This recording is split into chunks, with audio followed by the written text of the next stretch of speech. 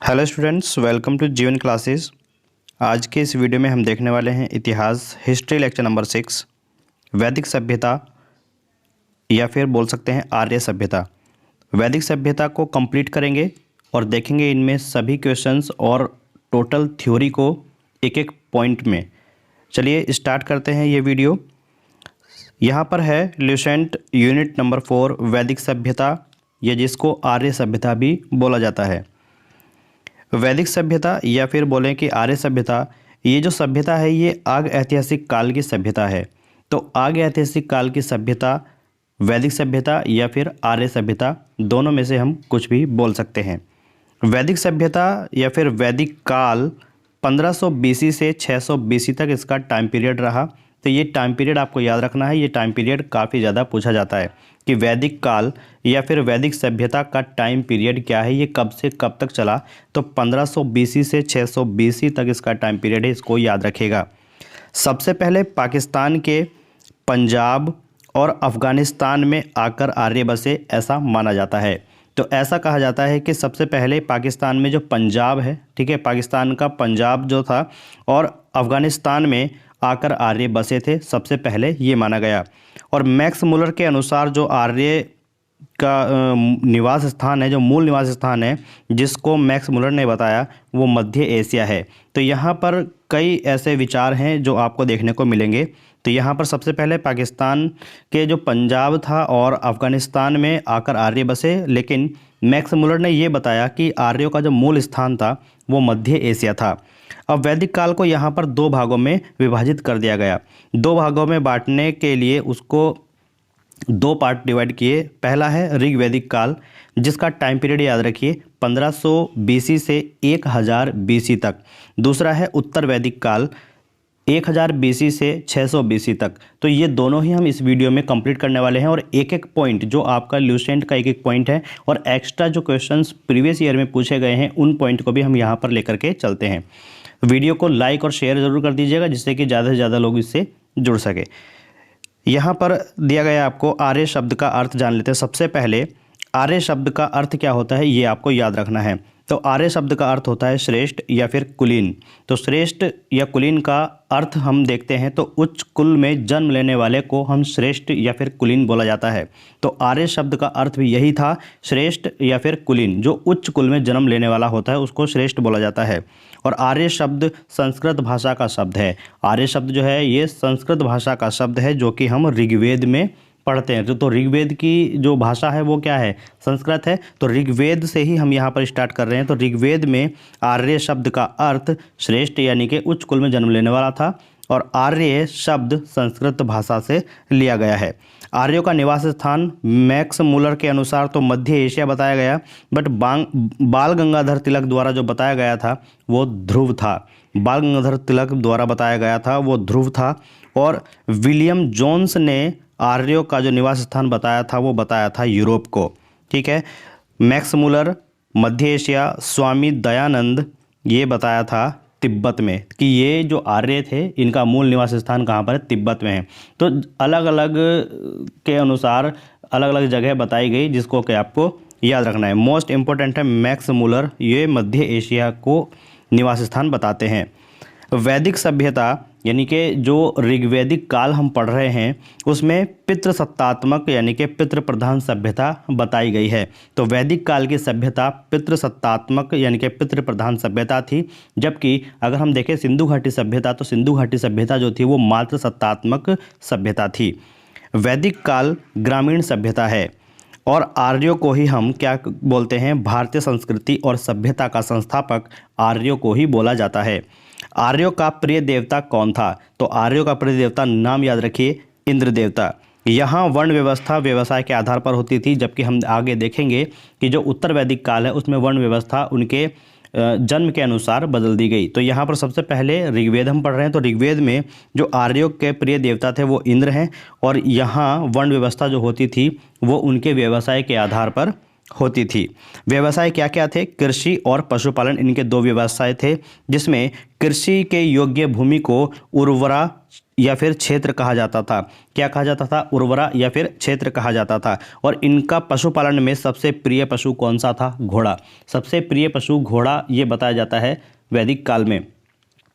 अब यहाँ पर आर्य सभ्यता की प्रशासनिक कुछ इकाई हैं जिनको कुल या फिर परिवार कहा जाता है। और परिवार से बड़ा ग्राम, ग्राम से बड़ा जो है विश्व, और विश्व से बड़ा जो है जन, जन से बड़ा सबसे बड़ा होता है राष्ट्र। तो आप ये याद रखिएगा कि आर्य सभ्यता जो वैदिक काल है उसकी सबसे छोटी इकाई कौन सी है? तो वैदिक काल की सबसे छोटी इकाई आपको याद रखनी है कुल और परिवार। और वैदिक काल की सबसे बड़ी इकाई याद रखनी है आपको राष्ट्र। वैदिक काल की दूसरी इकाई ग्राम, और वैदिक काल की तीसरी इकाई विश्व, और वैदिक काल की चौथी इकाई जो है वो जन है। इस तरीके से आपको याद रखना है। परिवार या फिर कुल का जो मुखिया होता था, यानी कि जो वैदिक काल की सबसे छोटी इकाई थी उसका जो मुखिया होता था वो पिता या फिर कुलद कहा जाता था। उसको क्या कहा जाता था? पिता या फिर कुलद। ग्राम का मुखिया ग्रामीणी, यानी कि जो आर्य सभ्यता की प्रशासनिक इकाई में दूसरी इकाई है उसको, उसके मुखिया को ग्रामीणी कहा जाता था। विश्व का मुखिया जो है वो विस्पति होता था। और जन का मुखिया जो है वो क्या होते थे? जन का मुखिया होता था राजन। यहाँ पर विश्व का मतलब जो है वो जहर वाला विश्व नहीं है। यहाँ पर जो ब्लॉक होते थे, यानी कि गांव से बड़े ब्लॉक होते हैं तो ब्लॉक को विश्व कहा जाता था। तो उनके जो मुखिया होते थे वो विस्पति। और जन यानी कि जो एक एरिया होती थी जो कि ब्लॉक से बड़ी, जन यानी कि जन का मुखिया क्या कहा जाता था? राजन कहा जाता था। ठीक है। और राष्ट्र सबसे बड़ी इकाई है, इसको आप याद रखिए। आर्य सभ्यता के ऋग्वैदिक काल में रत्नी किसको कहा जाता था? ये क्वेश्चन काफ़ी ज़्यादा बार पूछा जा चुका है। तो आर्य सभ्यता के ऋग्वैदिक काल में रत्नी जो कहा जाता था वो सूत या फिर सूत, रथकार और कमादी, जो ये लोग होते थे अधिकारी लोग, इनको कहा जाता था। इन रत्नी की संख्या कितनी थी? तो ये कुल संख्या में कितने होते थे? 12 होते थे। तो आर्य सभ्यता में ऋग्वैदिक काल में रत्नी जो है वो कितने होते थे? 12 होते थे, जो सूत, रथकार तथा कमादी नामक अधिकारी होते थे। ऋग्वैदिक काल में दुर्गपति को क्या कहा जाता था? यानी कि जो दुर्ग होते थे, किले होते थे, उनका जो रखवाली करता था उनको कुरूप कहा, उनको पूरब कहा जाता था। उनको पूरब कहा जाता था। तो दुर्गपति को पूरब कहा गया किसमें? ऋग्वैदिक काल में।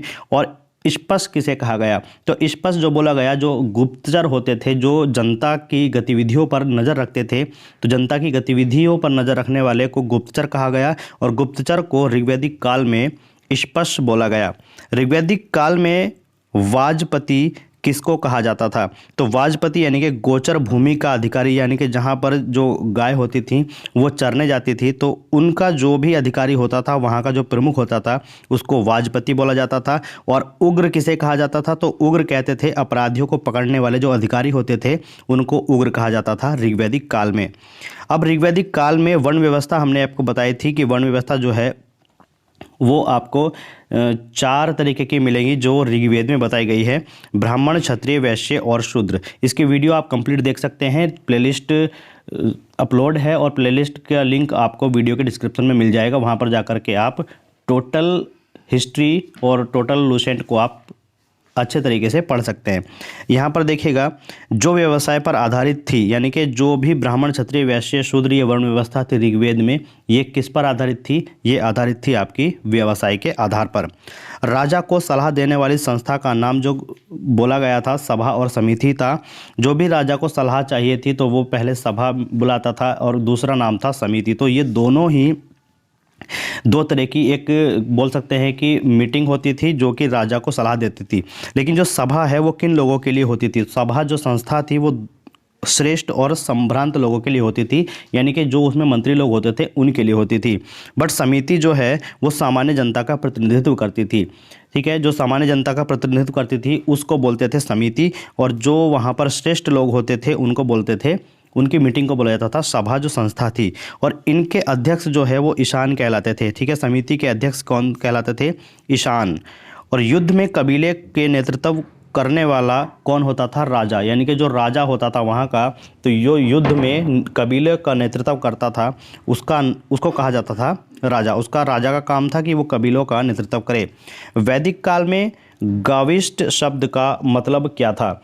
तो वैदिक काल में गविष्ठ शब्द का मतलब होता था युद्ध। युद्ध को उसमें गविष्ठ कहते थे। ठीक है, तो गविष्ठ याद रखिएगा। गोप्ता शब्द का मतलब होता था राजा। गोधूली का शब्द होता था जो समय होता है। और दुहिता का शब्द हमने बताया पुत्री होता है, यानी कि पुत्री को दुहिता कहा जाता था। और दुहिता का मतलब ये है कि जो गाय से ये शब्द लिया गया है, और गाय को अगन्या कहा जाता था। अगन्या का मतलब ये है कि न मारे जाने वाला पशु, वहाँ पर गाय को बोला जाता था। तो इनको आप याद रखिएगा, ये पॉइंट काफ़ी ज़्यादा इंपॉर्टेंट है, आपको 2 से 3 नंबर ये दे करके जाते हैं। ऋग्वेद के 7वें मंडल में कौन से युद्ध का उल्लेख मिलता है? Very very most important question है कि ऋग्वेद के 7वें मंडल में कौन से युद्ध का उल्लेख मिलता है। तो ऋग्वेद के 7वें मंडल में 10 राग्य युद्ध का जो है वर्णन मिलता है, उल्लेख मिलता है। और यह युद्ध किनके बीच हुआ था? तो यह युद्ध हुआ था सुदास और 10 जनों के बीच लड़ा गया। ठीक है, सुदास और 10 जनों के बीच लड़ा जाने वाला युद्ध 10 राग्य युद्ध कहलाया। और ये पुरुषणी बोलते हैं रावी नदी को। ठीक है, तो पुरुषणी जो बोला गया था वो रावी नदी का पहला नाम था। नदी के तट पर ये युद्ध हुआ था, 10 राग्य युद्ध। और 10 राग्य युद्ध सुदास और 10 जनों के बीच लड़ा गया पुरुषणी यानी कि रावी नदी के तट पर। कौन से काल में स्त्रियों को अपने पति के साथ यज्ञ में भाग लेने की अनुमति थी?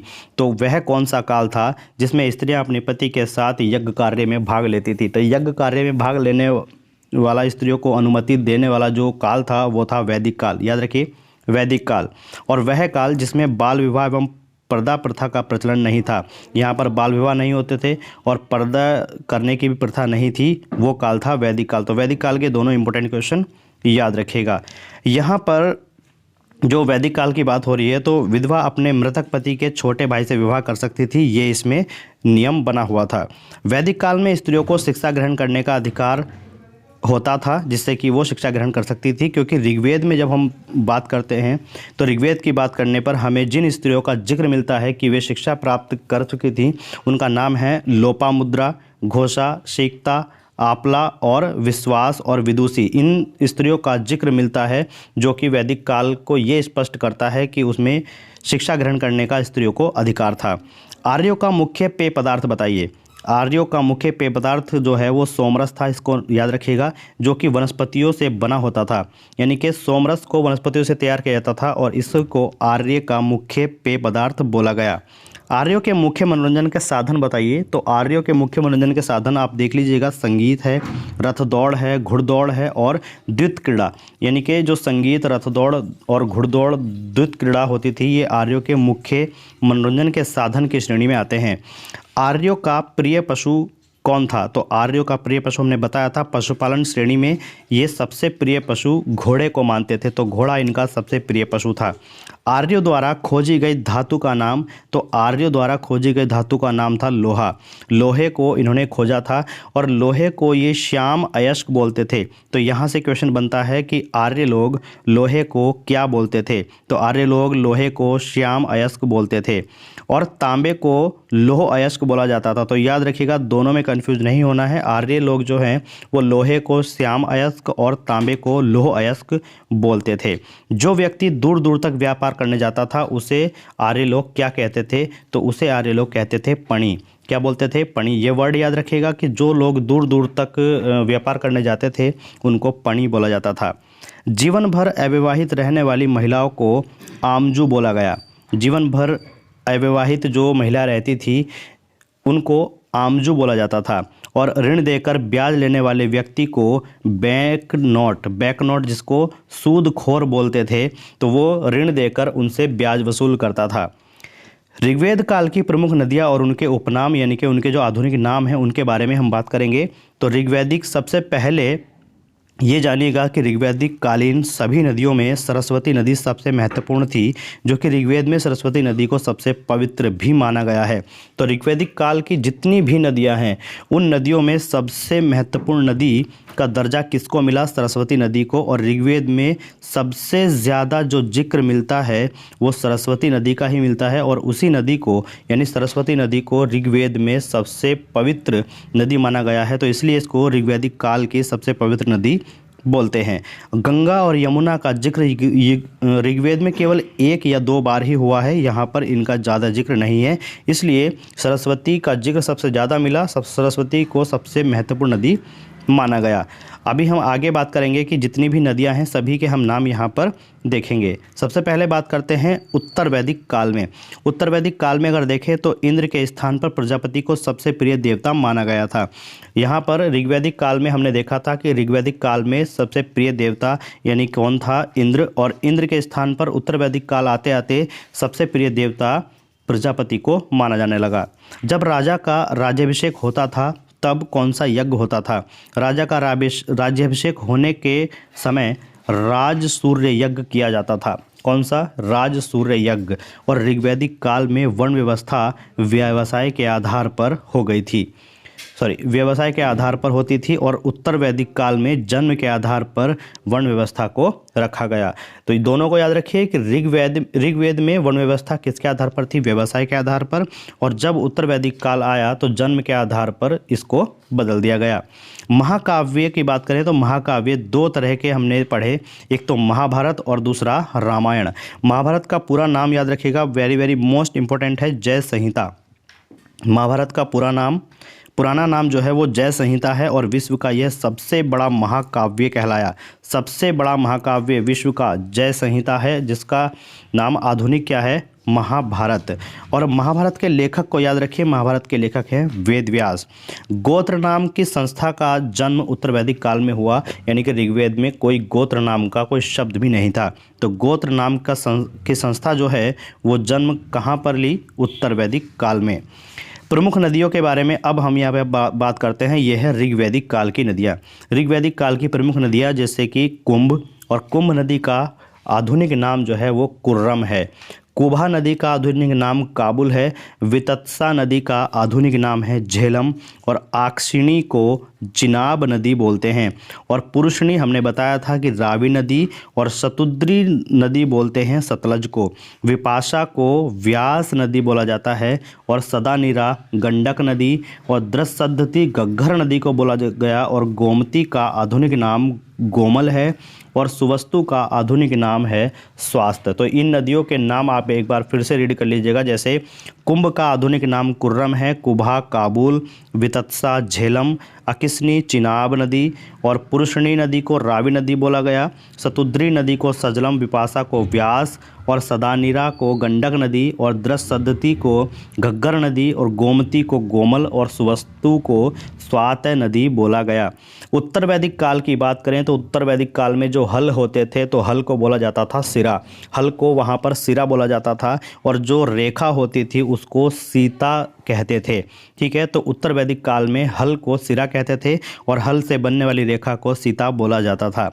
सांख्य दर्शन भारत के सभी दर्शनों में से सबसे प्राचीन दर्शन है। तो दर्शनों की बात करेंगे और उनके संस्थापक की बात करेंगे। तो याद रखिएगा जो सांख्य दर्शन है यहाँ पर हमने लिखा हुआ है, जो इनके संस्थापक कौन है? कपिल।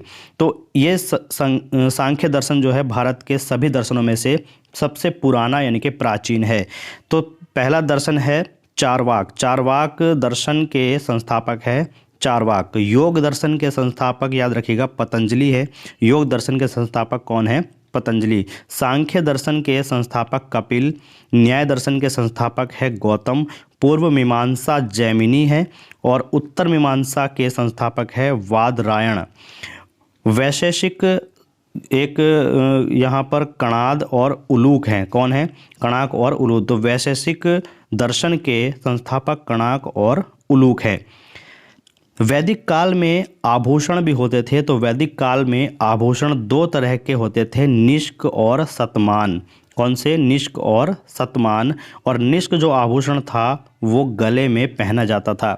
निष्क जो आभूषण था वो कहाँ पहना जाता था? गले में। एक मोस्ट इम्पोर्टेंट क्वेश्चन है कि मुंडको उपनिषद से लिया गया जो वाक्य है वो क्या है? तो सत्यमेव जयते जो राष्ट्र वाक्य है वो मुंडकोपनिषद से लिया गया है।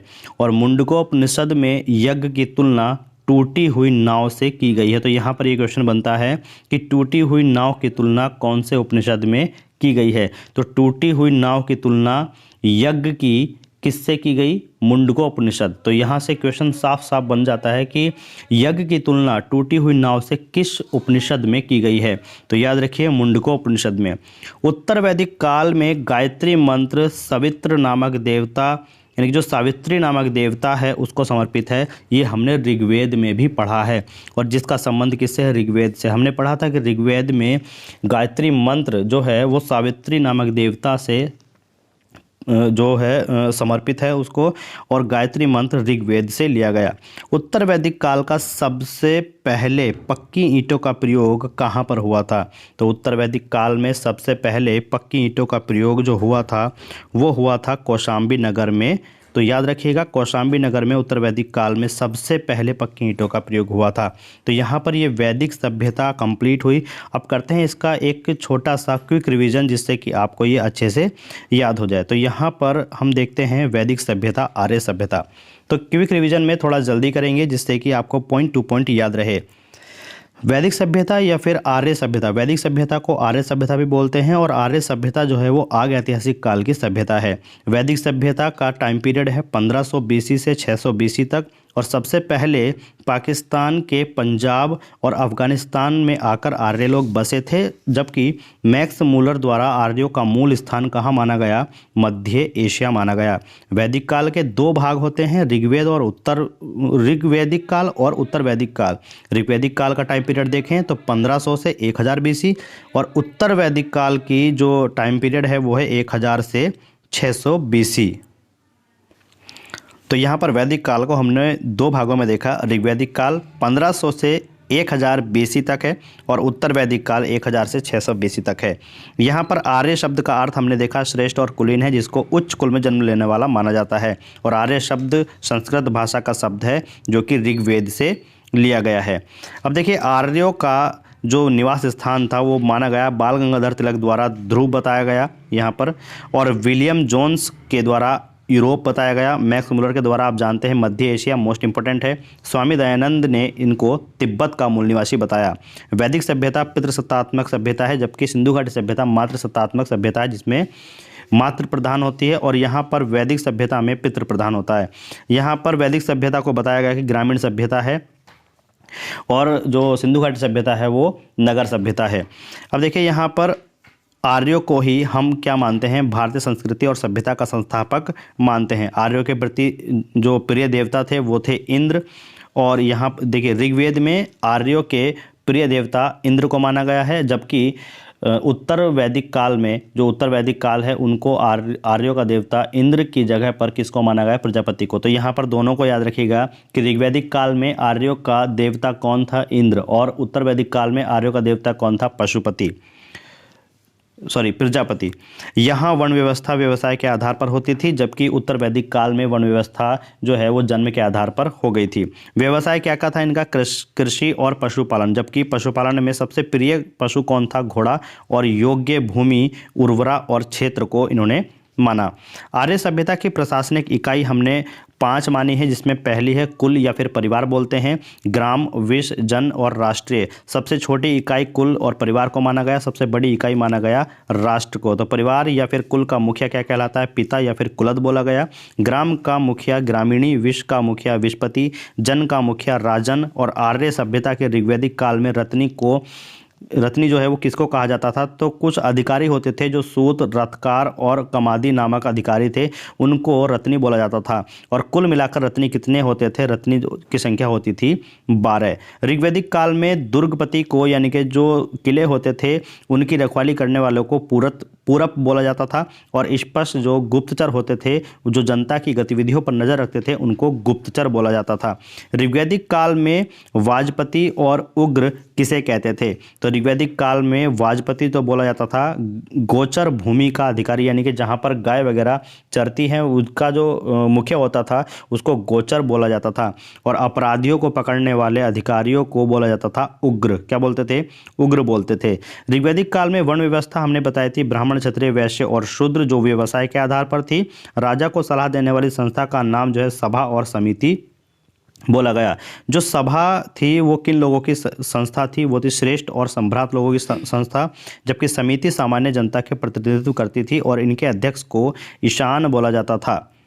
युद्ध में कबीले का नेतृत्व जब करते थे तो वो कौन करता था? राजा करता था। वैदिक काल में युद्ध को गविष्ट शब्द से बोला जाता था, यानी कि युद्ध को वहाँ पर गविष्ट बोला जाता था। गोप्ता शब्द को राजा राजा बोला जाता था।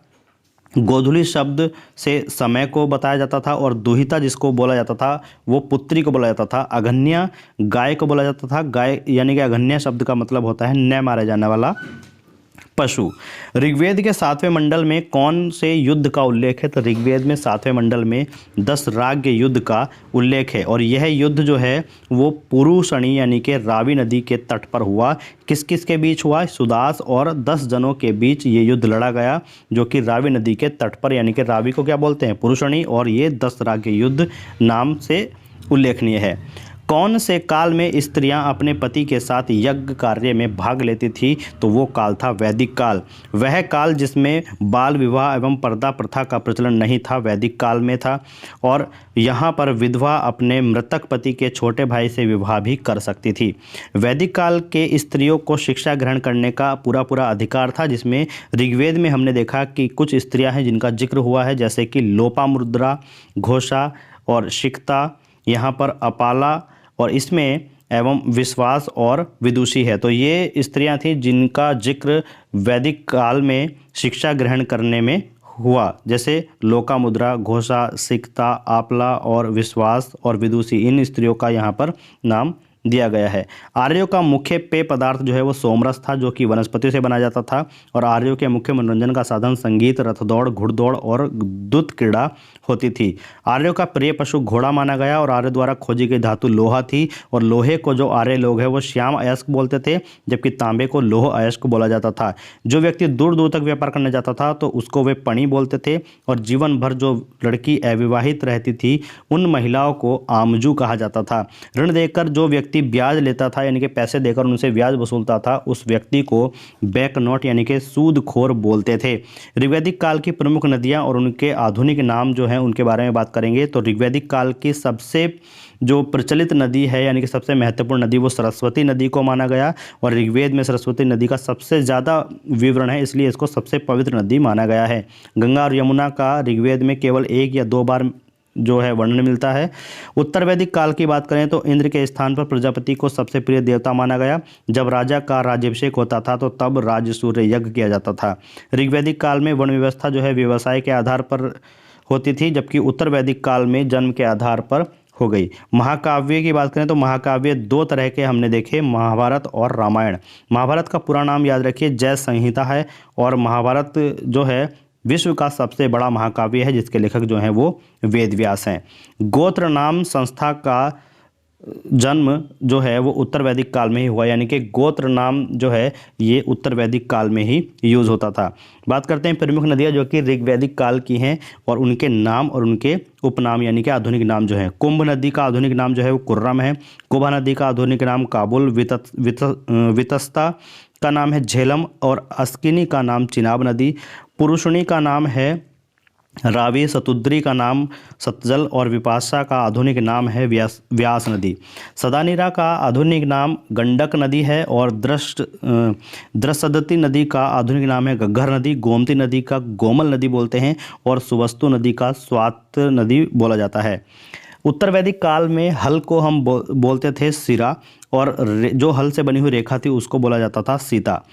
सांख्य दर्शन भारत के सभी दर्शनों में सबसे प्राचीन है। तो कुछ दर्शन है और उनके संस्थापक है, तो बात करेंगे चारवाक दर्शन की। चारवाक दर्शन के संस्थापक चारवाक हैं।